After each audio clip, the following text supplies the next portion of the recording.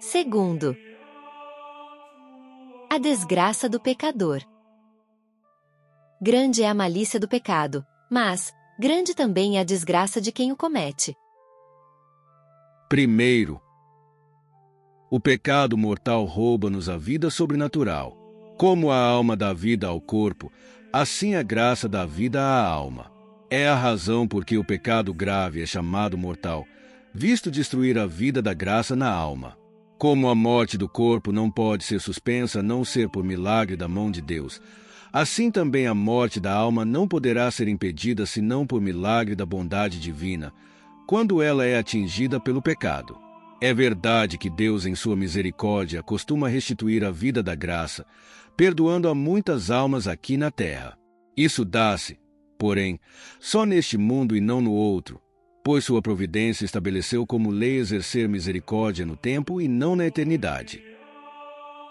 Segundo, o pecado mortal ocasiona a perda de todos os merecimentos.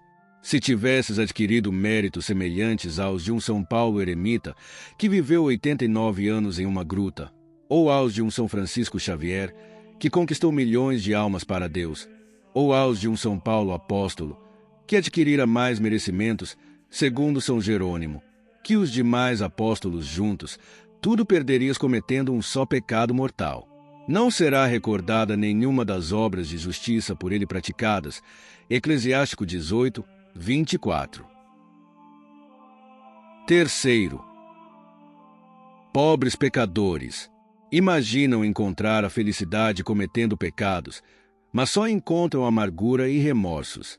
Em seus caminhos só há arrependimento e infelicidade e não conhecem o caminho da paz. Salmo 13, versículo 3. Mas não procuram eles a paz? Sim, mas para os ímpios não há paz, diz o Senhor. Isaías capítulo 48, versículo 22. O temor do castigo divino acompanha sempre o pecado. Quando se tem por inimigo uma pessoa poderosa, não se pode comer nem dormir sossegado. Ora, como então poderá viver em paz quem se fez inimigo de Deus? O temor é a recompensa dos que praticam o mal. Salmo 10, versículo 29. Oh, quanto não treme um homem que tem no coração um pecado mortal, ao sentir os abalos de terremoto, ao ouvir os trovões de uma tempestade. Já o sussurro de uma folha causa-lhe terror. O som do terror sempre ecoa aos ouvidos dele. Jó capítulo 25, versículo 21. O ímpio foge sempre sem que ninguém o persiga. Provérbios capítulo 28, versículo 1. Que coisa o persegue então? Seus próprios pecados. Depois de Caim ter trucidado seu irmão Abel, exclamou: todo aquele que me encontrar, matar-me-á. Gênesis capítulo 4, versículo 14. Apesar de ter-lhe o Senhor asseverado que ninguém o mataria. Caim morou como prófugo na terra, ajunta a Escritura, fugindo de um lugar para outro. Quem o perseguia? Seu pecado. Ao pecado sucedem-se os remorsos, aqueles vermes cruéis que não cessam de roer. Dirige-se o infeliz pecador ao espetáculo, ao baile, a um banquete. Por toda parte ouve a voz da consciência. Vives na desgraça de Deus, que será de ti se morreres? As exprobrações da consciência causam, muitas vezes, já nesta vida, tão grande tormento, que alguns se deram à morte para dela se libertarem. Um desses foi Judas, que, por desespero, se enforcou. De um homem que matara uma criança, conta-se que entrou num convento para ver-se livre dos remorsos, mas não encontrando aí a paz, procurou o juiz, confessou-lhe sua culpa e deixou-se condenar à morte. Que é uma alma privada da graça de Deus. O Espírito Santo compara a um mar tempestuoso. Os ímpios assemelham-se ao mar encapelado que não pode ficar tranquilo. Isaías capítulo 57, versículo 20. Se alguém fosse convidado para um concerto, um baile, um banquete, e lá fosse dependurado de cabeça para baixo, poderia sentir satisfação nesses divertimentos?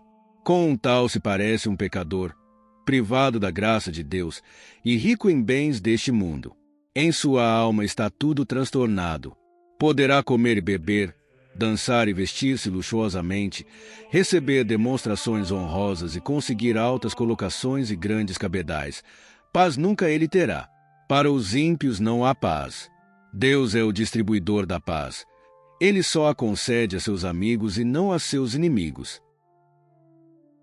Quarto, não termina, porém, aqui a desgraça do pecador. Como afirma São Tomás de Villanova, uma alma que perdeu a graça de Deus não poderá passar muito tempo sem cometer novos pecados. Assim se originam aqueles hábitos fatais que tão dificilmente se deixam. O pecador habituado é comparado na Escritura, Salmo 82, versículo 14, à moinha que é levada pelo vento. Vede quão facilmente é a palha arrastada pelo mais leve vento, diz São Gregório. Da mesma forma notareis que alguns, antes de darem o consentimento, resistiram por algum tempo, e combateram, tentarão, mas, tornando-se-lhes o mal um hábito, qualquer tentação, a menor ocasião que se lhes ofereça, basta para os induzir ao consentimento imediato. E por quê? Porque o mau hábito privou-os da luz. São Anselmo diz que o demônio procede com certos pecadores como um menino que tem um pássaro preso em um laço. Ele deixa-o voar, mas puxa-o novamente para a terra. Assim também um pecador preso na rede do mau costume está sujeito ao poder de seu inimigo e, se procura alguma vez levantar-se e elevar-se, cai novamente nos antigos vícios. Outros vão mesmo tão longe que caem em pecado sem nenhum motivo externo, como nota São Bernardino. Este santo compara os pecadores habituais a moinhos de vento, que são movidos por qualquer sopro do vento e que muitas vezes trabalham mesmo quando o moleiro deseja parar e nada há mais para moer. Certamente encontrar-se-á algum pecador habitual que, sem nenhum motivo externo, sem gosto e quase contra a vontade, arrastado unicamente por seu mau costume, se demore em maus pensamentos. Pois, como nota São João Crisóstomo, em sua homilia ao batizado, o hábito é uma coisa muito violenta, que muitas vezes nos arrasta a pecado sem que o queiramos. A causa disso é que o hábito torna-se uma quase necessidade ou uma segunda natureza, na expressão de São Bernardino. Como respirar é uma necessidade para o homem, assim para o escravo do mau costume torna-se o pecado quase que uma necessidade. Digo para o escravo, pois os escravos servem constrangidos, sem recompensa, ao passo que aos empregados se pagam seus serviços. Tão longe chegam alguns infelizes pecadores, pecam sem gosto. A consequência imediata de uma vida tão pecaminosa é a obstinação do coração. É a pena que Deus impõe, muito acertadamente, a resistência às suas inspirações. O Senhor se compadece de quem quer e a quem quer endurece. Epístola aos Romanos, capítulo 9, versículo 18. Santo Agostinho assim explica estas palavras do apóstolo. Deus endurece significa que não quer se compadecer. Ele não endurece o pecador habitual no sentido próprio da palavra, mas, para castigar o abuso que faz de sua graça, priva-o dela. E, com isso, fica endurecido o coração do pecador, duro como uma pedra e resistente como uma bigorna. Livro de Jó, capítulo 41, versículo 15. Enquanto estes e aqueles se comovem ouvindo um sermão sobre o rigor do juízo divino, sobre as penas dos condenados, sobre a paixão de Jesus Cristo, o pecador habitual não se deixa enternecer. Fala e ouve falar com indiferença a esse respeito e procede como se isso tudo não lhe dissesse respeito. Seu coração, sob tais impressões, torna-se ainda mais duro e resistente, como a bigorna do ferreiro. E, perdida uma vez a luz divina e endurecido o coração do pecador, será inevitável, humanamente falando, um mau fim e uma morte na obstinação. Um coração endurecido se haverá mal no último dia. Livro do Eclesiástico, capítulo 3, versículo 27. Um tal infeliz parece com o abutre, que prefere tornar-se uma presa do caçador a deixar o cadáver que segura em suas garras. Numa cidade da Itália, ocorreu o seguinte fato. Um jovem vivia em estado de pecado, apesar das repetidas admoestações de nosso Senhor e de seus amigos, não mudou em nada o seu proceder. Certo dia morre repentinamente sua irmã. Causou-lhe isso grande temor, mas não por muito tempo. Apenas enterrada a irmã, continuou no seu desregramento. 2 meses depois, uma febre levou ao leito. Em tal estado, mandou chamar um padre e confessou-se. Isso não o impediu de exclamar um dia: "Oh, com tarde aprendo a conhecer o rigor da justiça divina." Virando-se então para o médico, disse-lhe: "Recuso os remédios, meu mal é incurável." E dirigindo-se aos circunstantes: "Sabei que, como não há mais salvação para meu corpo, também não há esperança para minha alma. Espera-me uma morte eterna. Deus abandonou-me e eu o noto na obstinação de meu coração." Seus amigos e alguns religiosos tentaram reanimar sua esperança, lembrando-lhe a misericórdia. Debalde, ele só respondia: "Deus me abandonou." Quem narra tal fato estava presente e procurou também reanimar o jovem, dizendo-lhe: "Tem confiança, reconcilia-te com Deus e recebe o santo viático." "Ah, meu amigo," respondeu-lhe, "falais com uma pedra. Minha confissão já foi inválida, porque não tive arrependimento. Não quero nem confessor nem sacramentos. Só peço que não me deis o viático. Cometeria coisas horrendas." O sacerdote retirou-se com o coração aflito. No outro dia voltou à casa do doente e disseram-lhe que o enfermo falecera durante a noite, sem auxílio sacerdotal algum. Quinto, mas a desgraça maior que sucederá ao pecador endurecido será a separação eterna de Deus em castigo de ter vivido apartado de nosso Senhor aqui no mundo. Nem as trevas, nem os tormentos, nem o fogo, nem o fétido, nem os lamentos constituem propriamente o inferno, mas sim a pena da perda de Deus. "Acumulai penas e mais penas," diz São Bruno. "Nunca tereis o inferno se não estiverem os condenados privados da posse de Deus." E São João Crisóstomo: "Se imaginares milhares de penas infernais, nada poderás apresentar que iguale a essa pena." São Agostinho afirma que, se os condenados gozassem da visão de Deus, não sentiriam os outros tormentos, antes o inferno se lhes transformaria em paraíso. Na vida presente, só os santos sentem esta pena.